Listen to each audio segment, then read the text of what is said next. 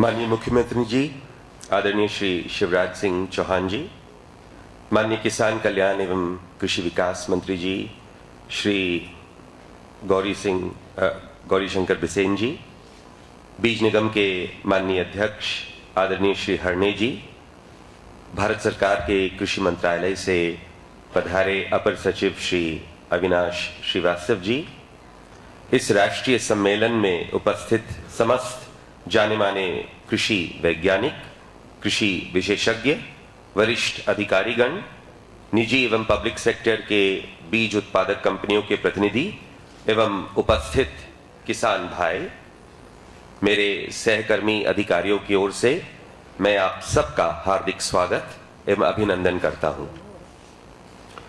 मध्य प्रदेश के लिए यह अत्यंत हर्ष एवं गौरव का विषय है कि इस वर्ष 7वें राष्ट्रीय बीज सम्मेलन का आयोजन भोपाल में किया गया है। इसके लिए हम केंद्रीय कृषि मंत्रालय और राष्ट्रीय बीज अनुसंधान एवं प्रशिक्षण केंद्र वाराणसी के आभारी हैं। यह भी एक सुखद संयोग है कि इस सम्मेलन का आयोजन मध्य प्रदेश के वार्षिक कृषि महोत्सव के प्रारंभिक दिवस पर हो रहा है। पिछले 8 वर्षों में कृषि के क्षेत्र में जो मध्य प्रदेश में हुआ है वह वास्तव में एक चमत्कार है। स्वतंत्र भारत के विकास की कहानी में जो ख्याति पंजाब, हरियाणा और पूर्वी पश्चिम उत्तर प्रदेश को 1970 के दशक में हरित क्रांति के लिए दी गई थी, मेरे ख्याल में मध्य प्रदेश में जो गत 1 दशक में हुआ है वो उससे कम नहीं है, बल्कि उससे अधिक ही है। मध्य प्रदेश की कृषि की प्रगति देश के कृषि विकास के इतिहास में एक स्वर्ण अध्याय है और उस अध्याय के लेखक हमारे मुख्यमंत्री जी ही है।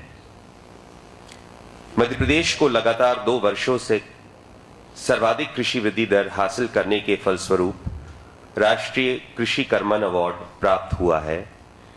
खुशखबरी यह है कि इस साल भी मध्य प्रदेश को शॉर्टलिस्ट किया गया है और हमें कोई संदेह नहीं है कि हम इस वर्ष भी कृषि कर्मण अवार्ड लेकर ही रहेंगे। देश में कृषि उत्पादन को दुगना करने में 30 साल लगे, लेकिन मध्य प्रदेश में कृषि उत्पादन को दुगना करने में मात्र 10 वर्ष ही लगे। मध्य प्रदेश की जनता देश की आबादी का सिर्फ 6% है, जबकि देश के कुल खाद्यान्न और दलहन के उत्पादन का 12% उत्पादन मध्य प्रदेश में होता है।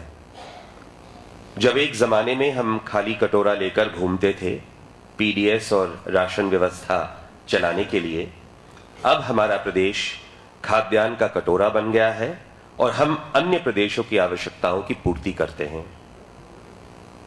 मध्य प्रदेश सरकार की एजेंसियों द्वारा प्रतिवर्ष लगभग 100 लाख मीट्रिक टन गेहूं और धान की खरीदी करती है। मध्य प्रदेश सर्वाधिक गेहूं उपार्जन करने वाले प्रदेशों में शामिल हो गया है और आज हमारा देश में गेहूं उत्पादन में दूसरा नंबर है।